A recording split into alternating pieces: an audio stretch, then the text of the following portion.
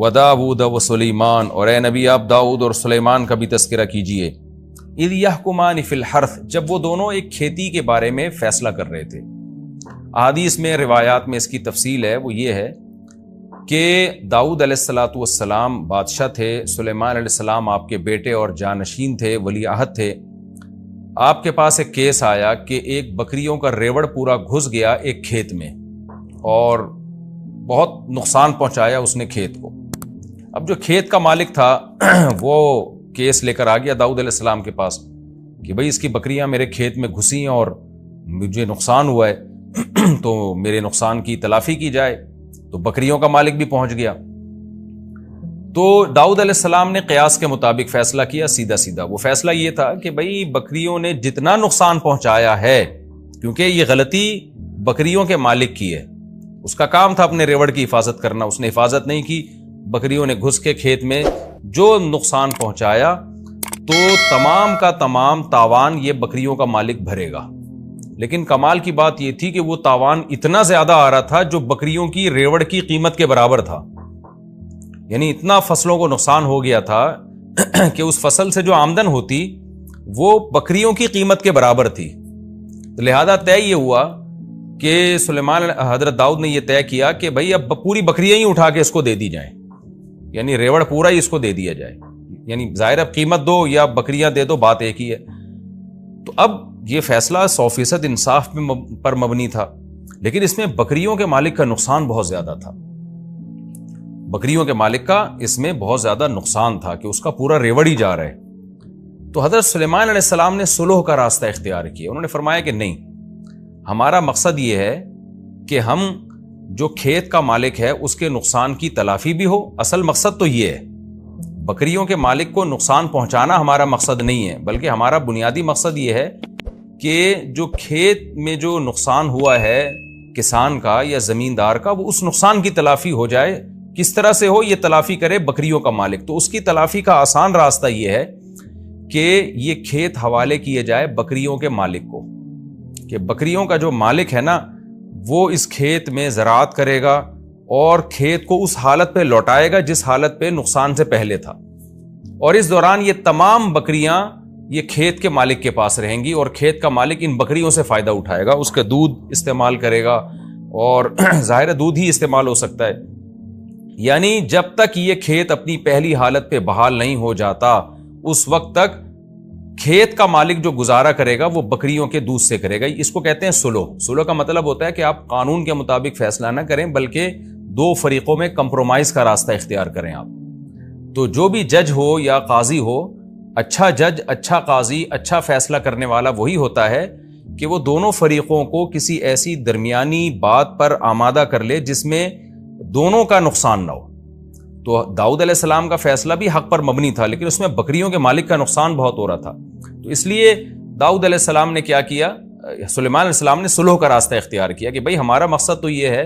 کہ کھیت کے مالک کا جو نقصان ہوا ہے اس کی تلافی ہو جائے، تو تلافی ڈالی جائے بکریوں کے مالک کے ذمہ، اس سے کہا جائے بھئی تم ہمیں ویسے ہی کھیت کر کے دو جیسا پہلے تھا، اس میں تمہاری محنت لگے گی، لیکن اس محنت کے بدلے میں تمہاری بکریاں محفوظ ہو جائیں گی، تمہاری جو کئی سالوں کی کمائی ہے کہ ساری بکریاں اٹھا کے ہم کسی کو دے دیں وہ بچ جائے گی۔ تو اس پہ کھیت کے مالک بھی اس پہ راضی ہو گیا کہ ٹھیک ہے بھائی، جب تک میں بکریوں سے فائدہ اٹھاتا ہوں مجھے میرا کھیت پرانی کنڈیشن میں کر کے دے دے۔ تو یہ اس کو کہتے ہیں صلح۔ فقہ میں کتاب الصلح پورا ایک باب ہے، ہدایہ جو فقہ کی مشہور کتاب ہے، اس میں طلبہ پڑھتے ہیں کتاب الصلح۔ آج کے دور میں اس کی ایک بہترین مثال ہے ہمارے سامنے۔ ہمارے پاس بہت دفعہ یہ سوال آتا ہے کہ والد صاحب نے زندگی میں گھر بنایا تھا، اس کے اوپر ایک والد صاحب نے پورشن بنا دیا، اب کیا ہوا کہ بڑے بیٹے نے یا منجلے بیٹے نے اس پورشن کے اوپر ایک اور مکان بنا دیا جس مکان کا وہ بیٹا مالک تھا۔ اب والد کے مرنے کے بعد مسئلہ یہ کھڑا ہوتا ہے کہ زمین اور نیچے کا پورشن اس کا تو مالک والد صاحب تھے، اور جو اوپر والا پورشن ہے اس کا مالک تھا بڑا بیٹا۔ اب شریعت یہ کہتی ہے، قانون یہ کہتا ہے، مفتی جب فتویٰ دے گا تو یہ فتویٰ دے گا کہ بھائی اوپر والا پورشن جس بیٹے کا ہے، چونکہ وہ زمین کا مالک نہیں ہے، حتیٰ کہ مکان کی چھت کا بھی وہ مالک نہیں ہے جو نیچے والا مکان ہے، تو شرعی طور پر اس کی حیثیت یہ بنتی ہے کہ اوپر والے شخص نے نیچے والی زمین کو عاریتن لیا ہوا ہے، یعنی استعمال کے لیے لیا ہوا ہے. بھائی میں آپ کو اپنی بائک دیتا ہوں استعمال کے لیے، میں آپ کو اپنی گاڑی دیتا ہوں استعمال کے لیے، تو جو اپنی کوئی بھی چیز استعمال کے لیے کسی کو دیتا ہے اسے ہر وقت حق ہوتا ہے کہ وہ اپنی چیز واپس لے لے،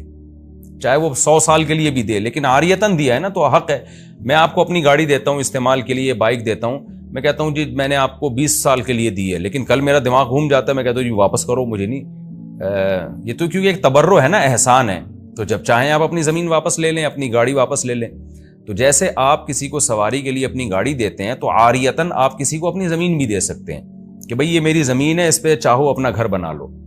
اب کسی شخص نے آپ کی زمین پہ اپنا گھر بنا لیا تو آپ کو شریعت ہر وقت یہ حق دیتی ہے کہ آپ کسی بھی وقت اس سے کہہ سکتے ہو مجھے اپنی زمین چاہیے اور یہ مکان خالی، یعنی گھر توڑ کے لے جاؤ، بڑا ملبہ اٹھاؤ یہاں سے، یہ شرعی طور پہ حق ہے. تو جب بھی آپ کسی کے گھر پہ اپنا گھر بناتے ہیں تو خوب سمجھ لیں جو نیچے کا جس کا پورشن ہے، جس کے پاس لینڈ ہے، جس کے پاس زمین ہے، اس کو یہ حق ہے کہ وہ کسی بھی ٹائم پہ آپ کو کہہ سکتا ہے کہ یہ مکان اوپر توڑ تاڑ کے لے جاؤ، میری زمین اور میری چھت مجھے خالی کر کے دو. یہ شرعی طور پر اس کو حق ہے. اب جب وراثت میں ہمارے پاس اس طرح کا مسئلہ آتا ہے تو ہم جواب لکھتے ہیں، وہ یہی اکثر مفتیان کرام جواب لکھتے ہیں کہ بھئی یہ جو اوپر والا جس نے پورشن بنایا ہے نا، اب نیچے والے وارثین اگر چاہتے ہیں کہ وہ یہ آرڈر دے دیں اوپر والے کو کہ بھئی یہ ہماری چھت خالی کرو اور یہ تم نے جو بنایا تھا یہ توڑ کے واپس لے جاؤ، تو ان کو یہ حق ہے. لیکن آپ کو پتہ ہے اس میں اوپر والے کا نقصان بہت ہے. اس نے لاکھوں روپے لگا کے ایک فلیٹ بنایا اور فتویٰ یہ دیا جا رہا ہے کہ جی توڑ کے لے جاؤ. تو پھر مفتی سلو کا راستہ یہ ایسی صورت میں اختیار کرتا ہے جو ہم کرتے رہتے ہیں، لوگوں کو بتاتے رہتے ہیں کہ بھئی دیکھو، بجائے اس کے کہ آپ جس بھائی نے اوپر کا پورشن بنایا تھا اب اس کو توڑنے کا آرڈر دیا جائے گا، آرڈر دیں گے تو اس کو توڑنا پڑے گا، لیکن اس میں اس کا نقصان بہت ہے. تو ہم کوئی ایسی صورت اختیار کر لیتے ہیں جس میں اس کا بھی نقصان نہ ہو اور نیچے والوں کا بھی نقصان نہ ہو، تو اس میں پھر سلو کا راستہ اختیار کیا جاتا ہے. پھر یہ کہا جاتا ہے بھائی یہ دیکھا جائے کہ اوپر والے گھر اگر نہ ہوتا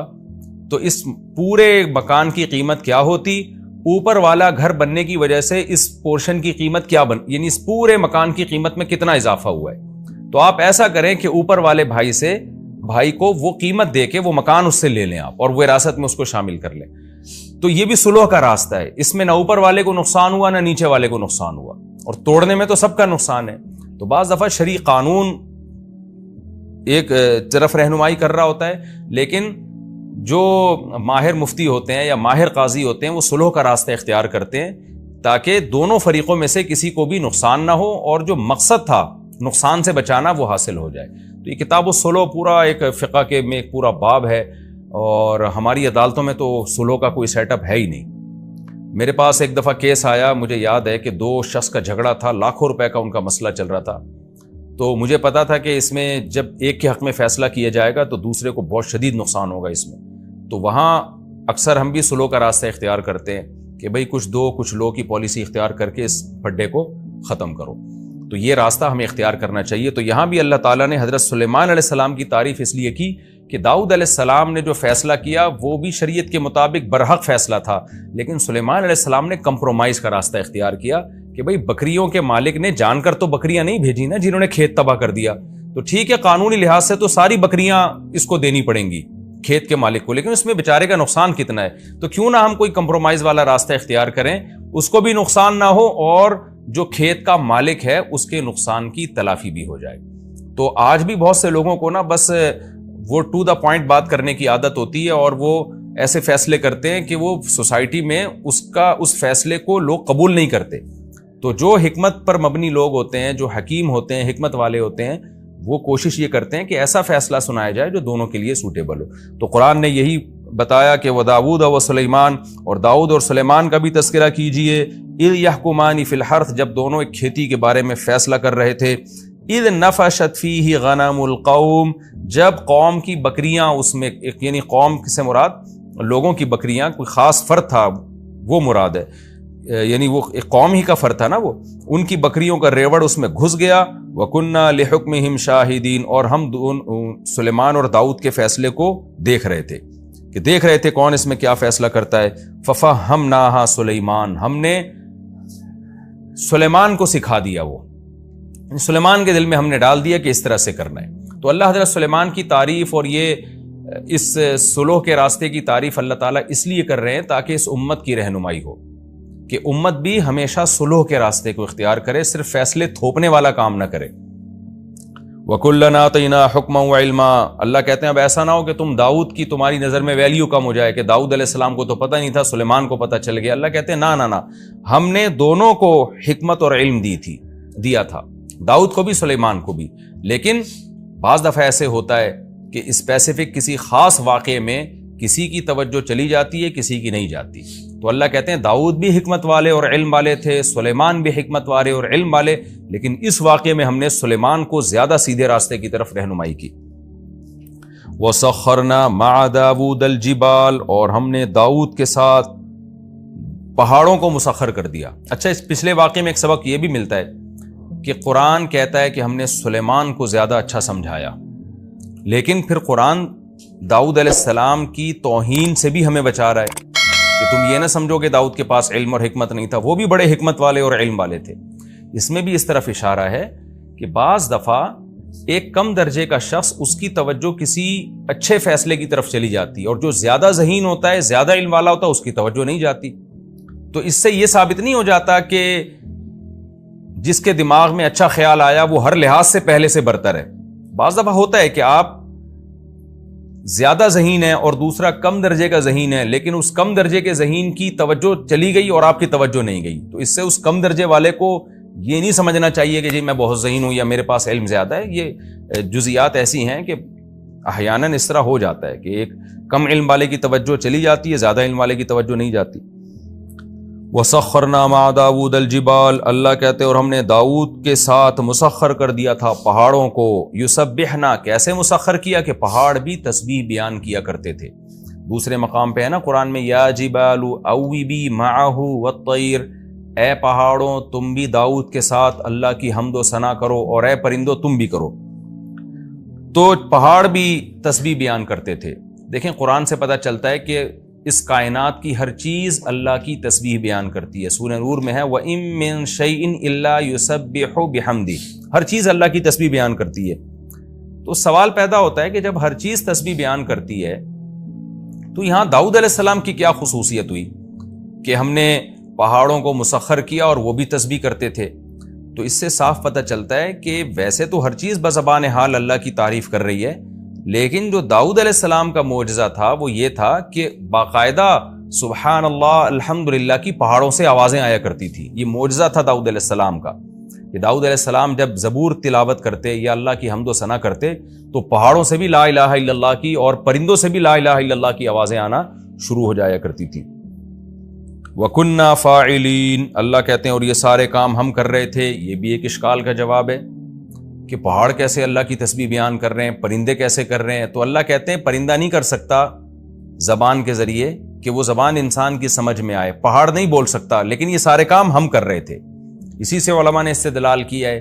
کہ جتنے بھی معجزے پیغمبروں سے صادر ہوتے ہیں ان کا اصل فاعل اللہ ہوتا ہے، پیغمبر نہیں ہوتے۔ تو اس لیے اللہ کہہ رہے ہیں سارے کام میں کر رہا تھا، داؤد نہیں کر رہے تھے یہ سارے کام، کہ ان کے حکم پر پہاڑوں کا سے جو آواز آئی ہے تو یہ آواز ہم نے نکالی ہے پہاڑوں سے۔ وَعَلَّمْنَاهُ صَنْعَةَ لَبُوسٍ لَكُمْ، اللہ کہتے ہیں ہم نے داؤد کو سکھایا صنعۃ لبوس، لبوس کی تشریح میں کر چکا ہوں ترجمے میں، زرہیں جو جنگی لباس ہوتے ہیں نا، سر سے پاؤں تک انسان لوہے کا لباس پہن کے وہ ڈھک جاتا ہے، پھر دشمن کے لیے آپ کو تلوار تیر کے ذریعے نقصان پہنچانا بہت مشکل ہوتا ہے۔ تو اللہ کہتے ہیں ہم نے اے لوگو تمہارے لیے، یعنی اے بنی اسرائیل یا اے اہل اسلام تمہارے لیے، تمہارے کا مطلب ان کا فائدہ ہم سب اٹھا رہے ہیں، جب زرہیں ایجاد ہو گئیں تو سب نے فائدہ اٹھایا اس کا، تمہارے لیے ہم نے یہ سب صنعت داؤد کو سکھائی، لِتُحْصِنَكُم مِّن بَأْسِكُم، تاکہ یہ زرہیں تمہیں تمہاری لڑائیوں میں محفوظ کریں۔ تو داؤد علیہ السلام کو اللہ نے زرہیں بنانا بھی سکھایا۔ فَهَلْ أَنْتُمْ شَاكِرُونَ، اللہ کہتے ہیں بتاؤ اب تم شکر ادا کرو گے؟ اس آیت سے یہ بھی پتہ چلتا ہے کہ دنیاوی علم کی بھی اللہ کی نظر میں بڑی ویلیو ہے۔ اب یہ زرہیں بنانا اور پہننا یہ جنگوں میں ڈیفنس کے کام آتی ہے یہ چیز، تو اللہ نے داؤد علیہ السلام کو یہ سب چیزیں سکھائیں تاکہ آپ جنگ میں اپنا دفاع مضبوطی سے کر سکیں۔ تو آج بہت سے لوگ افراط و تفرید کا شکار ہیں، کچھ لوگ دین کی دین کے علم کی ان کی نظر میں ویلیو ہی نہیں ہے، یہ ہمارا لبرل طبقہ ہے، اور کچھ لوگ صرف دین کے علم ہی کو علم مانتے ہیں، دنیا کے علم کو کوئی حیثیت ہی نہیں دیتے، یہ بھی غلو کا شکار ہیں۔ تو قرآن میں جہاں دین کے علم کی فضیلت ہے وہاں دنیاوی علم کی بھی فضیلت ہے۔ ظاہر ہے تو دنیا کا علم تھا نا، زرہیں بنانا اور جنگوں میں استعمال کرنا، تو جو بھی قوم اپنے ڈیفنس کے لیے محنت کرتی ہے، کوشش کرتی ہے، ٹیکنالوجی میں ترقی کرتی ہے، اس زمانے کی یہ ٹیکنالوجی ہی تھی، کیونکہ قرآن میں دوسرے مقام پر آتا ہے وقدر فی السرد، ہم نے لڑیاں جوڑنا سکھائیں داؤد علیہ السلام کو، کیونکہ یہ ایسے ہی دیسی طریقے سے نہیں ہوتا کہ جی ایک پلیٹ لا کے ادھر ویلڈنگ کر دی، ادھر ویلڈنگ کر کے آپ نے ایک خول چڑھا لی اپنے اوپر، بازو ہیں آپ کے، جوائنٹس ہیں آپ کے، اس کو موو کرنا ہے، یہ تو قدر فی السرد، اللہ کہتے ہیں ہم نے ان کو لڑیوں کو جوڑنا سکھایا داؤد علیہ السلام کو، اس طرح سے انہوں نے زرہیں بنائی تاکہ جنگوں میں ہمارے کام آئے۔ آگے اللہ فرماتے ہیں وَلِسُلَيْمَانَ الرِّيحَ، اور ہم نے سلیمان کے لیے ہوا کو مسخر کر دیا، عاصفۃً، بڑی طوفانی ہوا تھی۔ اچھا، قرآن میں ایک جگہ آتا ہے کہ رخاء، نرم ہوا تھی، اور ایک جگہ آتا ہے تیز ہوا تھی، عاصفہ تیز ہوا۔ تو علماء نے تطبیق دی ہے کہ وہ رفتار کے لحاظ سے تیز تھی لیکن اسموتھ ہونے کے اعتبار سے وہ نرم تھی، کیونکہ تیز ہوا ہلا دیتی ہے انسان کو، ڈرا دیتی ہے انسان کو، اٹک پٹک کر دیتی ہے، تو اسپیڈ کے لحاظ سے تیز تھی، اتنی تیز کہ مہینوں کا سفر دنوں میں ہونا شروع ہو گیا،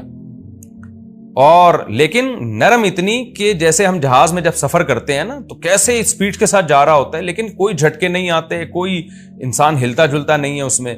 تو اس لحاظ سے وہ ہوا نرم تھی سلیمان علیہ السلام کے لیے۔ تجری بامرہ الی الارض التی بارکنا فیہا، یہ ہوائیں چلتی تھیں سلیمان کے حکم سے اس زمین کی طرف جس زمین میں ہم نے برکت رکھی ہے، یعنی ارض شام، بیت المقدس۔ سلیمان علیہ السلام کا مرکز اور داؤد علیہ السلام کا جو مرکز تھا خلافت کا وہ بیت المقدس تھا، فلسطین تھا، وہاں سے آپ پوری دنیا میں ٹریولنگ کرتے تھے، تو اس کے لیے آپ کو ایک تخت اللہ نے دیا جو ہوا میں اڑتا تھا، اور ہوائیں پوری فوج کو اور جنات شیاطین کو لے کے جہاں چاہتی بہت رفتار کے ساتھ وہ ہوائیں آپ کے تخت کو پہنچا دیا کرتی تھی۔ وَكُنَّا بِكُلِّ شَيْءٍ عَالِمِينَ، اور اللہ کہتے ہیں ان تمام چیزوں کو ہم جانتے تھے کہ ہم نے سلیمان کو کیا کیا نعمتیں دی ہیں اور کیوں دی ہیں، یہ سب چیزوں کا ہمیں علم تھا، یعنی جس کا علم کامل ہوتا ہے تو وہ کام وہ کرتا ہے جو حکمت پر مبنی کام ہوتے ہیں، تو یعنی ہمارے تمام کام حکمت پر مبنی کام تھے۔ وَمِنَ الشَّيَاطِينَ، اللہ کہتے ہیں اور ہم نے سرکش جنات، شیطان کا اطلاق سرکش جناتوں پر ہوتا ہے، تو یہاں شیطان سے ابلیس مراد نہیں ہے بلکہ سرکش جنات ہم نے وہ بھی مسخر کر دیے سلیمان کے لیے۔ من، وہ جنات تھے یغوصون لہو، جو سلیمان کے لیے غوطے لگاتے، جیسے